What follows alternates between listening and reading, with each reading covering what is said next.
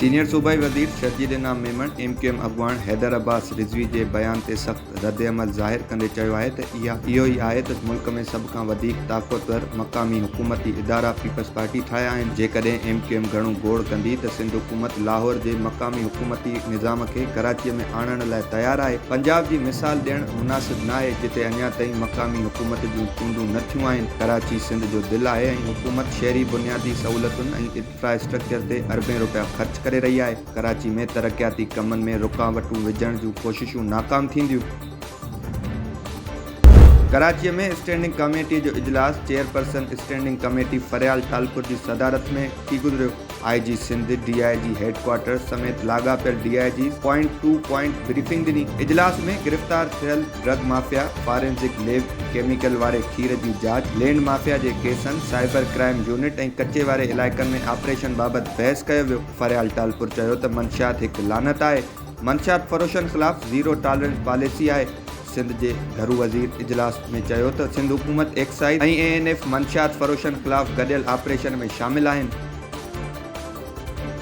Canada जे इलाइक़े Ottawa में सिख बिरादरी तरफ़ां ख़ालिस्तान जे हवाले सां रेफरेंडम पेश कयो वियो जंहिंमें 23,000 खां वधीक सिख भारतीय पॉलिसियुनि ख़िलाफ़ वोट ॾिनो। सिख बिरादरी भारतीय हुकूमत जे मुबैना ज़ुल्मनि ऐं मोदी हुकूमत जे पॉलिसियुनि ख़िलाफ़ सख़्त आवाज़ उथारियो। अलीहदगी पसंद तंज़ीम सिख फॉर जस्टिस मूजिबि सख़्त थधि बावजूदि हज़ारें सिख वोट ॾियण लाइ कलाकनि ताईं डिघी कतारुनि में बीठा रहिया। तंज़ीम जे सरबराह गुरप्रीत सिंह नरेंद्र मोदीअ खे दहशतगर्दी ऐं बम धमाकनि जो ज़िम्मेवार ॼाणायो। 1984 जे सिख नस्ल कशीअ खां पोइ भारतीय हुकूमत हाणे मुआशी दबाव ऐं इस्तेसाल ज़रिए पंजाब में सिख बिरादरी खे निशानो बणाए रही आहे।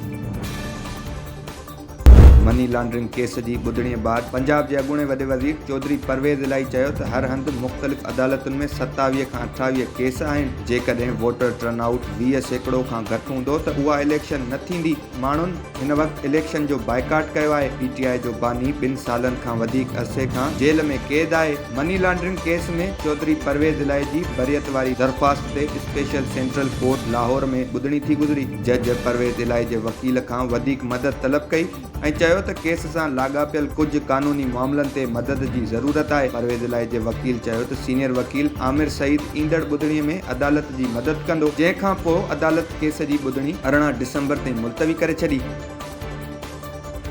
सिंध हाई कोर्ट कराची में चालान खे फौरी तौर रोकण ख़िलाफ़ दरख़्वास्त ते ॿुधणी थी गुज़री। अदालत तरफ़ां DIG ट्रैफिक ऐं ॿियनि खां जवाब तलब कयो वियो। सिंध हाई कोर्ट चालान ख़िलाफ़ जमात इस्लामी, मरकज़ी मुस्लिम लीग ऐं ॿियनि जी दरख़्वास्त ते ॿुधणी कई। दरख़्वास्त गुज़ार जे वकील मौक़िफ़ इख़्तियार कयो त लाहौर ऐं कराची में मुख़्तलिफ़ ॾंड आहिनि। कराचीअ जे शहरनि सां ॿिटी माह वारो सलूक कयो पियो वञे। अदालत दरख़्वास्त गुज़ार जे वकील खे चयो त कराचीअ जो मुक़ाबिलो कंहिं ॿिए शहर सां न कयो वञे। हर जॻह जूं पंहिंजूं ज़मीनी हक़ीक़तूं आहिनि। कराचीअ जो मुक़ाबिलो कंहिंसां बि नथो करे सघिजे। जॾहिं त हिकु ॿिए दरख़्वास्त गुज़ार मौक़िफ़ इख़्तियार कयो त असां बस मालिकनि तरफ़ां पेश थिया आहियूं। असां बस ड्राइवरनि खे मुसाफ़िर खणण जी बि इजाज़त न आहे। जंहिं ते अदालत चयो त तव्हांखे माण्हुनि लाइ बस स्टैंड ते बसूं रोकणु घुरिजनि। वकील मुनसिफ़ जान अदालत खे ॿुधायो त हिते बस स्टैंड बि मौजूदु न आहिनि। जंहिं ते जस्टिस अदनान इक़बाल चौधरी चयो त असां बि हिन शहर जा आहियूं, सभु हिते रहनि था। सभिनी जे जवाब खां पोइ केस जी ॿुधणी गॾिजी कई वेंदी।